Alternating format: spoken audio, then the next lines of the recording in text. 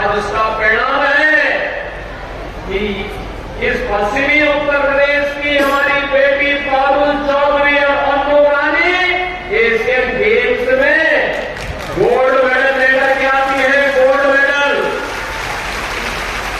याद करिए, ये दोनों बेटियों ने यहां की मातृशक्ति के गौरव को बढ़ाया है, देश का सम्मान बढ़ाया है और अपने सामर्थ्य की ताकत का एहसास देश और दुनिया को कराया है।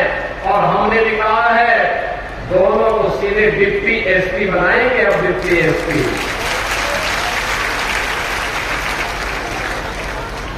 सरकार की घोषणा